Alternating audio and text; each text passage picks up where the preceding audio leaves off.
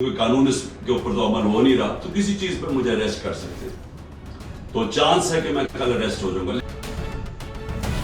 अब तो सारा कुछ ही गवर्नमेंट चैनल्स बन गई ना, तो कोई है ही नहीं जो गवर्नमेंट का प्रोपेगेंडा नहीं कर रही। कादिर यूनिवर्सिटी का केस समझ आ जाए, मैं चाहता हूँ सारे सोशल मीडिया वाले समझ जाओगे केस क्या है। 2018 में ये सारी इसकी जमीन खरीदी गई, मई के अंदर मैंने इसकी ओपनिंग की, इसकी ग्राउंड ब्रेकिंग की, मई 2019 में। ये डेट्स याद रखें। बुशरा बेगम क्यों? क्योंकि उनकी बड़ा स्टडी है सीरत नबी पे, उनका इंटरेस्ट है। डीड के अंदर लिखा हुआ है कि ट्रस्टीज को किसी किस्म का फायदा नहीं हो सकता, कोई तनख्वाह नहीं मिल सकती, कोई डिविडेंड्स नहीं मिल सकता, कोई वो जमीन जो है वो ट्रस्ट के नाम पे होती है, वो यानी ट्रस्टी का कोई किसी किस्म का उनको फायदा नहीं हो सकता, उस ट्रस्ट डीड के अंदर लिखा हुआ है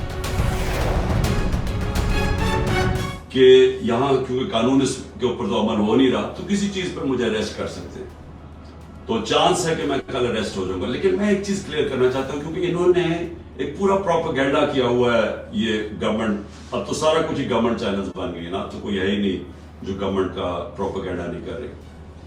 देखिए, समझ जाए कि केस है क्या, ताकि आपको सारों को ये अल कादिर यूनिवर्सिटी का केस समझ आ जाए। मैं चाहता हूं सारे सोशल मीडिया वाले समझ जाओगे केस क्या है।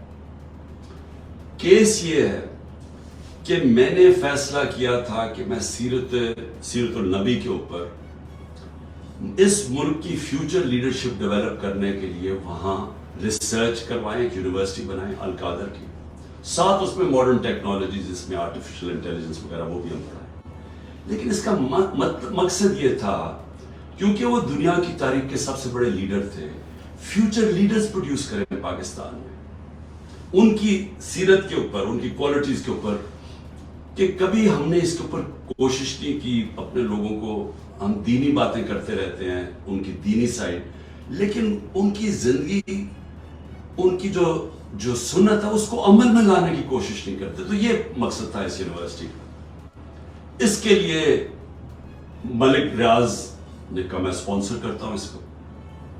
ये 2000 ये याद रखें अपडेट्स, दिसंबर 2018 में ये सारी इसकी जमीन खरीदी गई, मई के अंदर मैंने इसकी ओपनिंग की, इसकी ग्राउंड ब्रेकिंग की, मई 2019 में। ये डेट्स याद रखें। इसके ट्रस्ट डीड में वाज़ेह लिखा हुआ है कि जो ट्रस्टीज है, जो मैं हूं और जो बुशरा बेगम क्यों? क्योंकि उनकी बड़ा स्टडी है सीरत नबी पे, उनका इंटरेस्ट है। तो हम ट्रस्टीज वो होते हैं जिनको किसी चीज में ट्रस्ट होता है। मसलन बच्चे कईयों के डिसेबल्ड होते हैं, वो डिसेबल्ड इंस्टीट्यूशंस में इंटरेस्टेड हो जाते हैं, यानी खैराती इदारे ऐसे चलते हैं, तो वो ट्रस्टी बन गए। उस डीड के अंदर लिखा हुआ है कि ट्रस्टीज को किसी किस्म का फायदा नहीं हो सकता, कोई तनख्वाह नहीं मिल सकती, कोई डिविडेंड्स नहीं मिल सकता, कोई वो जमीन जो है वो ट्रस्ट के नाम पे होती है, वो यानी ट्रस्टी का कोई किसी किस्म का उनको फायदा नहीं हो सकता, उस ट्रस्ट डीड के अंदर लिखा हुआ है।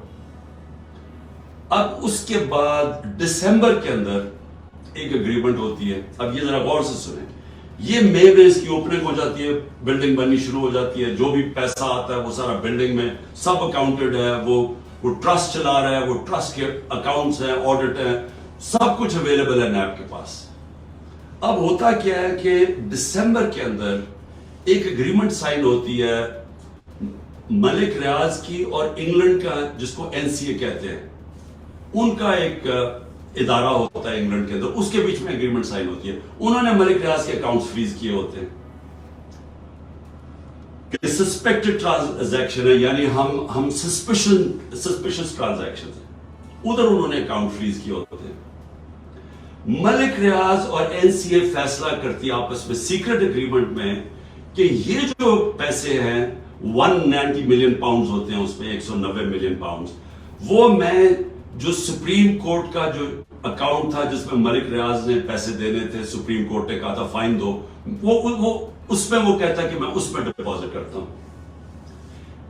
कैबिनेट के सामने 3 दिसंबर को, यानी अब ये ट्रस्ट शुरू हुआ है, 3 दिसंबर को एग्रीमेंट आती है कि जी क्या आप ये कॉन्फिडेंशियल, अगर मलिक रियाज और एनसीए के कॉन्फिडेंशियल एग्रीमेंट को मानते हैं तो ये 190 मिलियन पाउंड पाकिस्तान के پاکستان کے اندر آ جائے گا سپریم کورٹ کے اکاؤنٹ میں. لیکن اگر آپ یہ نہیں مانتے اور آپ چاہتے ہیں کہ اس کو کنٹیسٹ کرنا ہے تو پھر آپ کو انگلینڈ کے اندر اس کے اوپر کیس کرنا پڑے گا. اب وہاں ہمارے وکیل بیٹھے ہوتے ہیں, ہمارا لائر بیٹھے ہوتے ہیں, ہمارا لا منسٹر بیٹھے ہوتے ہیں, وہ ایڈوائز کرتے ہیں کہ پاکستان $100 ملین باہر لٹیگیشن میں ہار چکے ہیں اب تک, اور کوئی چیز ہم باہر سے ریٹریو نہیں کی, تو ہمیں باہر پہلے ثابت کرنا پڑے گا کہ یہ پیسہ پاکستان سے منی لانڈرنگ ہو کے آیا ہے. پھر اور یہ 5-6 سال کیس چلے گا, اور پھر اگر آپ کیس ہار گئے تو یہ پیسہ انگلینڈ میں رہ جائے گا. یہ کیبنٹ کے سامنے یہ فیصلہ آیا, یا آپ $190 ملین پاؤنڈ لے لیں اور پاکستان کی سپریم کورٹ میں چلا جائے, اور یا پھر یہ پیسہ آپ کنٹیسٹ کرنا چاہتے ہیں تو کیس کر کے انگلینڈ میں اپنی کریں, اور اگر آپ جیت جاتے ہیں 5-6 سال لگیں گے پاکستان آ جائے گا, لیکن اگر آپ نہیں جیتتے تو وہ انگلینڈ میں رہ جائے گا. یہ تھا فیصلہ. کیبنٹ فیصلہ کرتی ہے کہ جی ہمیں $190 ملین آ رہا ہے, کبھی اتنا پیسہ آیا نہیں, ہم ایکسپٹ کر جاتے ہیں. اب یہ کیس انہوں نے میرے اوپر کیا بنایا کہ جناب میں نے حالانکہ مجھے ذاتی طور پہ فائدہ ہوا ہے. مجھے ذاتی طور پہ کیسے فائدہ ہوا ہے؟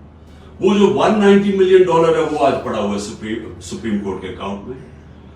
اگر وہ سمجھتی ہے نیب کے بولا, یہ گورنمنٹ سمجھتی ہے کہ وہ ٹھیک بات میں نہیں آیا, وہ دوسری طرف آج آپ جا کے ریٹ کر دیں, آپ نیب ریٹ کر دیں سپریم کورٹ میں کہ یہ پیسہ دوسری بات میں لے آئے, وہ پیسہ تو پاکستان آ گیا نا.